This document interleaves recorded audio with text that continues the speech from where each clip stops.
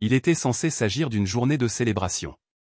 Le président Ibrahim Traoré venait de rentrer au Burkina Faso après un voyage historique en Russie, un voyage qui promettait de nouvelles voies économiques et des alliances stratégiques, libres de l'emprise de l'influence néocoloniale. L'ambiance à l'aéroport était électrique. Les partisans bordaient les routes, agitant des drapeaux et scandant son nom.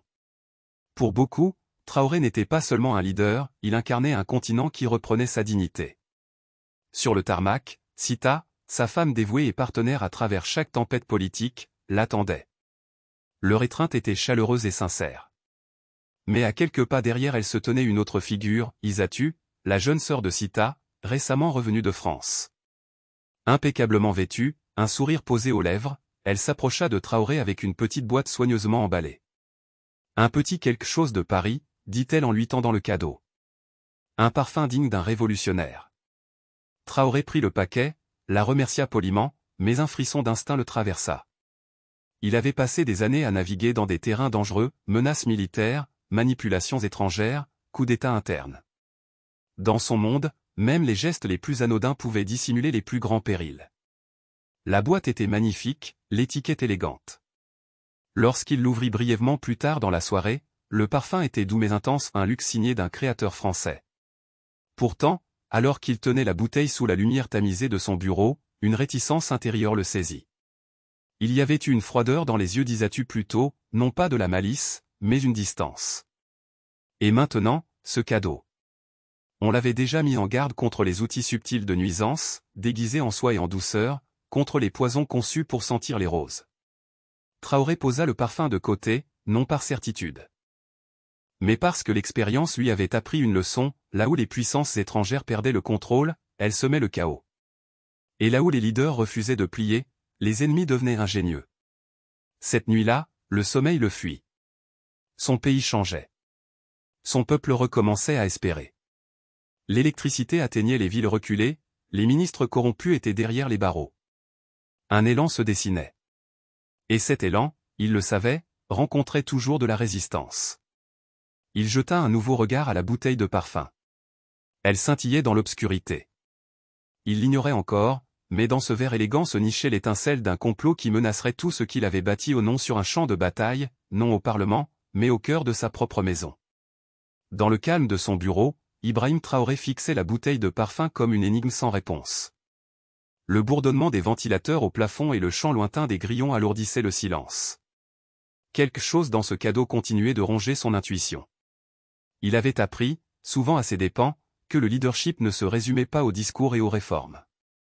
Il s'agissait d'instincts, et ces instincts lui criaient que ce présent n'était pas ce qu'il semblait. Il ôta le bouchon et huma prudemment. L'odeur était forte, florale, presque trop envahissante pour un parfum censé se porter avec légèreté. Il versa quelques gouttes dans un verre transparent. Le liquide brillait comme n'importe quel autre parfum, mais quelque chose clochait. Il était trop riche, trop puissant, comme s'il cherchait à masquer une vérité sous son élégance. Des souvenirs affluèrent. Des briefings sur les tactiques des services secrets étrangers, des tentatives d'assassinat contre des leaders africains, des opérations clandestines drapées de diplomatie. Était-ce l'un de ces moments? Le champ de bataille s'était-il déplacé des plaines ouvertes à son propre bureau? Traoré prit une décision. Il passa un appel sécurisé au docteur Caleb, un biochimiste discret en qui il avait confiance depuis des années, un compagnon de séjour dans l'armée. « J'ai quelque chose qui nécessite une analyse urgente. »« La discrétion est absolue, dit-il. » 1 heure plus tard, le docteur Caleb arriva. Pas de questions, juste des actes. Il prit l'échantillon, examina sa viscosité et son odeur, puis le rangea dans une mallette scellée. « Je vous appelle dès que je sais, » dit-il avant de s'évanouir dans la nuit. Traoré s'assit, l'esprit en ébullition. Si ses instincts étaient justes, ce n'était pas qu'une trahison familiale. C'était une opération. Et si c'était une opération, quelqu'un l'avait orchestrée. À l'aube, l'appel vint. La voix du docteur Caleb était tendue. C'est contaminé. Un dérivé du thallium, absorbé par la peau. Indétectable sans test poussé. Conçu pour tuer lentement, mais sur lit. Silence. Traoré ne broncha pas, mais en lui, une tempête d'émotions déferla, rage, trahison, détermination. Il avait survécu à des embuscades, des coups d'état militaires, des pressions étrangères. Mais jamais la lame n'était venue de l'intérieur de sa propre maison. Désormais, c'était clair, le parfum n'était pas qu'un cadeau. C'était un avertissement. Quelqu'un avait tenté de l'effacer avec un murmure, pas une balle. Il ne les laisserait pas réussir. Pas cette fois.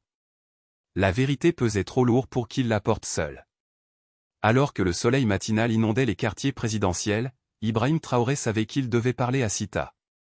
Elle n'était pas seulement sa femme, elle était sa confidente la plus fiable, celle qui avait marché à ses côtés à chaque étape de la révolution.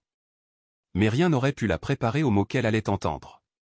Quand il lui révéla tout, elle se figea. Son visage, encore empreint de chaleur quelques instants plus tôt, devint pâle et indéchiffrable. « Poison », murmura-t-elle. « De la part d'Isatu. » Ibrahim acquiesça. La bouteille, désormais scellée dans des sacs de preuves, avait été destinée à tuer lentement, indétectable. Caleb l'a confirmé. Sita s'assit, le regard perdu. Sa sœur, son propre sang, avait tenté d'assassiner l'homme qu'elle aimait, le leader de son pays. La trahison ne s'enregistrait pas, non, pas Isatu. Elle est têtue, oui, mais ça. Ibrahim intervint doucement, je ne pense pas qu'elle ait agi seule. Elle n'a pas le profil pour orchestrer ça. Mais elle était en France. Elle a côtoyé des gens qui verraient ce pays s'effondrer si cela préservait leur pouvoir. Un silence s'installa entre eux. Puis Sita murmura, glaçante, elle a changé depuis son retour. Il manque quelque chose dans ses yeux. L'idée qu'un proche puisse être une arme dans un agenda étranger était presque insupportable. Mais en politique africaine, la famille avait toujours été à la fois un refuge et une faille. Ils commencèrent à assembler les pièces du puzzle. Le retour d'Isatu, son soudain intérêt pour la politique, les bijoux coûteux qu'elle portait désormais, le téléphone crypté qu'elle gardait jalousement, ses appels étouffés tard dans la nuit. C'était comme si elle était revenue non pour la famille, mais pour une mission. La mâchoire d'Ibrahim se serra. Ce n'était pas qu'une trahison personnelle. C'était stratégique, calculé. Il se rappela des rapports de renseignement, certaines puissances occidentales s'étaient montrées de plus en plus hostiles aux récentes réformes du Burkina Faso, des contrats miniers avaient été annulés, des banques locales avaient reçu l'ordre de bloquer les sorties de capitaux étrangers. Ils appelaient cela du protectionnisme. Lui appelait cela de l'indépendance et l'indépendance avait un prix. Cette tentative d'empoisonnement ne visait pas seulement à éliminer un homme. C'était un message, dépasse les bornes, et nous frapperons à travers ce que tu aimes. Alors que la gravité de la situation s'imposait. L'expression de Sita passa du chagrin à la résolution. On ne peut pas taire ça, dit-elle. Ils recommenceront. Et la prochaine fois, ce ne sera peut-être pas toi. Ce pourrait être le mari d'une autre, la sœur d'une autre. Ibrahim hocha lentement la tête. Il avait survécu à l'attentat. Maintenant, il était temps d'exposer la guerre qui se livrait, non avec des armées, mais dans l'ombre. L'arrestation fut rapide et discrète. Avant l'aube, les forces de sécurité appréhendèrent Isatu et la conduisirent dans une salle de détention secrète au sein du complexe présidentiel. Elle était pâle, tremblante, loin de la femme posée qui avait tendu le parfum empoisonné à Ibrahim. Elle refusa de manger, évita les regards et parla peu. Mais après des heures de silence et des preuves accablantes, elle céda enfin. « Je ne voulais pas le faire, dit-elle, la voix chevrotante. Ils m'y ont forcé. Ils ont dit que si je n'agissais pas, tout s'effondrerait pour vous, pour le Burkina Faso. » Ibrahim, assis face à elle, resta muet. Il la laissa continuer. Il disait que vous étiez dangereux, que vous déstabiliseriez la région, que l'Afrique ne serait jamais libre sous votre règne, que si je n'intervenais pas, notre famille en souffrirait. Ils ont promis protection, pouvoir. Elle ne donna pas de nom, mais les indices suffisaient. Des voix étrangères, des menaces étrangères, des promesses étrangères. Ibrahim se pencha vers elle. Qui sont-ils, Isatu? Elle hésita, les mains crispées. J'ai été approché à Paris, lors d'un événement privé. Il savait tout de moi, ma vie, Sita, vous. Il prétendait œuvrer pour la stabilité en Afrique de l'Ouest. C'était tout ce qu'Ibrahim avait besoin d'entendre. Ce n'était plus une simple trahison personnelle. C'était une ingérence néocoloniale. Des gouvernements étrangers utilisaient le pouvoir discret et les failles familiales pour démanteler le leadership africain de l'intérieur. Une stratégie aussi vieille que l'impérialisme, désormais masqué sous la diplomatie et l'influence. Il ordonna un audit complet des renseignements, journaux de voyage, enregistrements téléphoniques, transactions financières. Les résultats confirmèrent le pire. Isatu avait rencontré des consultants occidentaux financés par des think tanks liés à de grands ministères européens des affaires étrangères. Ses frais avaient été pris en charge. Une firme de sécurité privée avait suivi ses mouvements à Paris, et des messages cryptés, laborieusement décodés, détaillaient des instructions sur la livraison d'un cadeau stratégique. Ce n'était pas improvisé. C'était orchestré. Pour Ibrahim, les implications étaient terrifiantes. S'il pouvait infiltrer sa propre famille, combien d'autres leaders africains étaient visés par des tactiques similaires? Mais il comprit aussi autre chose, ce moment pouvait être un tournant. Le complot pour l'empoisonner n'était pas qu'une attaque, c'était une aveu de peur. Ses réformes, sa position sur la souveraineté, ses alliances panafricaines fonctionnaient. Et ceux qui avaient profité de la faiblesse de l'Afrique pendant des décennies étaient désormais aux abois. Alors qu'Isatu restait silencieuse, Ibrahim se leva. « Merci, dit-il calmement. Pas pour ce que tu as fait, mais pour avoir montré jusqu'où ils sont prêts à aller. » Il quitta la pièce, le regard brûlant. La guerre pour l'avenir de l'Afrique venait de passer de l'ombre à la lumière. La décision fut difficile, mais Ibrahim Traoré savait qu'elle était nécessaire. La vérité ne pouvait plus rester cachée. Ce qui avait débuté comme une enquête discrète entre les murs du palais présidentiel devenait une question de survie nationale. Le peuple avait le droit de savoir pas seulement au sujet du parfum ou de la trahison, mais de l'assaut plus profond contre leur souveraineté. Il convoqua une réunion d'urgence avec ses principaux conseillers. Ministres, officiers de renseignement, stratèges en communication. Ils se réunirent dans la salle de crise. « Nous ne libérons pas la panique », commença Traoré posément. « Nous libérons le pouvoir. La vérité est notre arme maintenant, et nous l'utilisons avec sagesse. » L'équipe élabora un plan de communication stratégique. Le discours serait diffusé sur toutes les grandes chaînes du Burkina Faso, traduit en plusieurs langues locales et retransmis en direct sur les plateformes sociales. Des camions équipés de haut-parleurs furent même prévus pour sillonner les villages ruraux, garantissant que nul citoyen ne reste dans l'ignorance. Le moment venu, Traoré monta sur scène, entouré non de gardes ou de généraux, mais d'éducateurs, de fermiers, de médecins et de jeunes étudiants, un symbole que cet instant n'était pas le sien seul, mais celui de tous. « Mes frères et sœurs, commença-t-il, la voix ferme. Ce que je vais vous révéler n'est pas facile, mais c'est la vérité, et la vérité ne doit jamais être crainte. » Il exposa le complot, le parfum, la confession, les liens avec des agents étrangers, non pas avec colère, mais avec un défi calme. Ils n'ont pas seulement essayé de faire taire un homme, dit-il. Ils ont essayé de faire taire une idée, que le Burkina Faso et l'Afrique peuvent être libres. Ces mots résonnèrent à travers le pays, déclenchant des réactions immédiates et viscérales. Les gens envahirent les rues, non dans la peur, mais dans la fureur. Les tambours battirent plus fort. Les femmes poussèrent des you-you. Les jeunes peignirent leur visage aux couleurs nationales. Les pancartes proclamaient « Nous ne sommes pas des marionnettes, l'Afrique se lève », et simplement « Ibrahim ». Ce qui aurait pu être un moment d'instabilité nationale se transforma en toute autre chose, un règlement de compte. Traoré n'avait pas seulement survécu, il avait unifié. À travers les ondes et les rassemblements villageois. Les gens reprirent sa dernière phrase, « Qu'ils nous craignent, non parce que nous crions, mais parce que nous disons la vérité ». Ce n'était plus seulement la survie d'un homme. C'était un peuple qui reprenait sa voix, un continent qui s'éveillait. Ce qui avait commencé en murmure devenait un rugissement tonitruant. Dans les jours suivant l'allocution nationale d'Ibrahim Traoré, les enquêtes s'intensifièrent à un rythme effréné. Les services de renseignement travaillèrent sans relâche, passant au crible emails cryptés, notes diplomatiques et vidéos de sécurité des ambassades et bureaux d'ONG étrangères. L'objectif était clair, remonter la piste. Et cette piste menait droit aux portes de l'influence étrangère. Les preuves affluèrent. Des enregistrements montraient des réunions privées entre les contacts parisiens d'Isatu et des agents liés à des firmes de lobbying européennes. Des documents révélaient des transferts financiers discrets vers des comptes offshore anonymes. Un email piraté d'un diplomate occidental qualifiait Traoré d'« obstacle à la prévisibilité régionale ». Le ton était clinique, mais le sens mortel. La France, ancienne puissance coloniale du Burkina Faso, revenait sans cesse dans les soupçons. Bien que les officiels français nient toute implication directe, les connexions étaient trop précises pour être ignorées.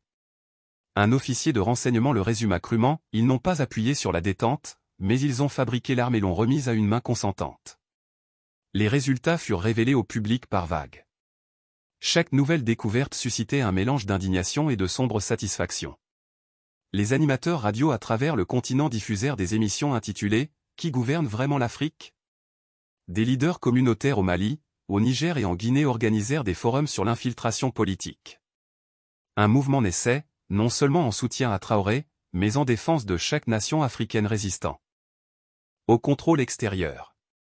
Les médias internationaux ne purent plus détourner les yeux. Les grands titres reprirent l'histoire, d'abord avec prudence, puis forcés par le poids des preuves et l'ampleur de la réaction publique. Des éditoriaux dans des journaux mondiaux questionnèrent l'éthique de la politique étrangère occidentale. Des hashtags comme #OffAfrica et #ExposeTheControl dominèrent les tendances pendant des jours. Les retombées diplomatiques suivirent. Les ambassades à Ouagadougou furent convoquées pour des discussions à huis clos. Certains ambassadeurs furent discrètement rappelés. Dans un moment qui stupéfia beaucoup, le ministre des Affaires étrangères du Burkina Faso annonça l'expulsion de 3 diplomates de haut rang, citant des tentatives coordonnées pour déstabiliser le gouvernement élu. Mais le changement le plus puissant vint du peuple, non des gouvernements. Les jeunes, longtemps perçus comme désengagés, devinrent les voix de la résistance en première ligne. Les étudiants organisèrent des marches, portant des t-shirts clamant « Vous avez essayé de le tuer, vous nous avez réveillés ». Des groupes de femmes manifestèrent devant les consulats étrangers, entonnant des chants traditionnels de défis vieux de siècles. Les vendeurs des marchés partageaient les nouvelles avec leurs clients. Les chauffeurs diffusaient les discours de Traoré via leurs autoradios. Le Burkina Faso était devenu plus qu'une nation. C'était un symbole. Et ce symbole réveillait le continent. S'ils pensaient que le peuple du Burkina Faso serait ébranlé par la tentative contre leur leader, ils se trompaient. Ce qui suivit fut une résurgence, une révolution renaissante, cette fois avec des alliés à travers le continent. Des leaders africains du Mali, de Guinée, du Niger et au-delà émirent des déclarations de solidarité. Certains partagèrent leurs propres expériences de sabotage, de manipulation et de pression. D'autres envoyèrent des délégations à Ouagadougou, signalant non seulement un soutien, mais une nouvelle forme d'alliance. Dans les semaines suivant l'exposition du complot, les réformes s'accélérèrent. Ibrahim Traoré avait survécu à une tentative d'assassinat. Désormais, il était déterminé à faire compter chaque instant. Il développa les coopératives locales d'énergie, lança un programme de semences soutenu par l'État pour les fermiers, et dévoila un plan pour créer des marchés communautaires libres d'intermédiaires étrangers. La vision était limpide, l'indépendance économique devait naître de la base. Dans les écoles, les enseignants intégrèrent de nouvelles leçons d'éducation civique, axées sur la souveraineté, la littératie médiatique et l'histoire de la résistance africaine. Les jeunes, jadis sceptiques envers la politique, se portèrent volontaires en masse. Ils organisèrent des nettoyages communautaires, soutinrent des projets d'infrastructures modestes, et formèrent même des parlements de jeunesse pour conseiller sur les politiques. Traoré ne construisait pas seulement des routes et des raffineries. Il reconstruisait la confiance. Un jour, devant une foule lors de l'inauguration d'un nouveau champ solaire, il prononça des mots qui résonnèrent à travers le continent. « Ils ont essayé de tuer la révolution », dit-il, marquant une pause pour laisser le silence s'installer. Mais nous sommes la révolution. Ces paroles devinrent un chant, un mouvement, un cri unificateur dans les villes et les villages. Les artistes les transformèrent en fresques. Les musiciens en firent des chansons. Dans les marchés et les villes frontalières, elles furent murmurées comme une prière, « Nous sommes la révolution ». Plus que tout projet ou politique, c'était cet esprit qui captiva le monde. Car il ne s'agissait pas seulement de Traoré, mais de ce qu'il représentait, la possibilité que l'Afrique écrive son propre avenir, un avenir non dicté par des corporations occidentales, non endetté envers des banques étrangères, non négocié dans des capitales lointaines, mais né du sol même du continent. Ce n'était plus une crise. C'était un réveil. Le dernier chapitre de cette histoire ne fut pas écrit dans une salle de réunion ou à un pupitre de l'ONU. Il fut écrit dans les cœurs du peuple. Ibrahim Traoré n'avait pas seulement survécu à la tentative sur sa vie. Il avait surmonté l'attaque plus profonde, celle visant à briser un mouvement. Mais au lieu de reculer, il en émergea plus fort, plus clair, plus déterminé que jamais. Le Burkina Faso, autrefois vu comme un État périphérique dans les affaires mondiales, se dressait désormais comme un symbole de résistance et de résolution. Le leadership de Traoré avait inspiré bien plus que des réformes politiques. il avait déclenché un règlement de compte culturel et continental. Dans les villes africaines, des fresques de Traoré fleurirent sur les murs, peintes non comme un roi, mais comme un frère, un serviteur, un symbole. Les festivals de musique intégrèrent des chansons célébrant la souveraineté et l'unité africaine. Les écoles organisèrent des débats sur le néocolonialisme et la politique étrangère. Aînés et jeunes s'assirent ensemble dans les cercles villageois, discutant de ce que signifiait être libre politiquement, économiquement, spirituellement. Lors d'un forum panafricain quelques mois plus tard, le discours de Traoré cristallisa le mouvement. Ils ont essayé de nous briser, non avec la guerre, mais avec des murmures, non avec des bombes, mais avec des pots de vin. Mais nous avons tenu bon, et nous continuerons, car l'esprit de l'Afrique ne peut être tué. Il vit dans notre poussière, nos chansons, notre silence, notre rugissement. La réponse fut assourdissante. Les réactions internationales furent contrastées. Certaines puissances occidentales, prises en flagrant délit, tentèrent de limiter les dégâts. D'autres redoublèrent d'efforts pour un isolement diplomatique. Mais aucune ne pouvait nier la vérité. Le récit avait changé. L'Afrique n'était plus un décor dans les affaires mondiales. Elle en était un protagoniste. Sous Traoré, le Burkina Faso lança un conseil régional sur l'indépendance économique, invitant d'autres nations africaines à co-développer un système de crédit continental. C'était audacieux. C'était risqué. Mais c'était à eux. Et pour le peuple du Burkina Faso, cela suffisait. D'une bouteille de parfum empoisonnée à un mouvement mondial, cette histoire ne parlait pas seulement de survie. Elle parlait de renaissance. La révolution ne s'éteignit pas dans une pièce silencieuse. Elle gagna en puissance. Alors, la prochaine fois que vous entendrez des murmures sur une petite nation ouest-africaine défiant les géants mondiaux, souvenez-vous, ce n'était pas seulement Traoré qu'ils ont essayé de faire taire. C'était le rêve d'un continent entier. Et les rêves, une fois éveillés, ne se rendormissent plus. Unité, dignité, souveraineté. L'Afrique a parlé, et le monde écoute.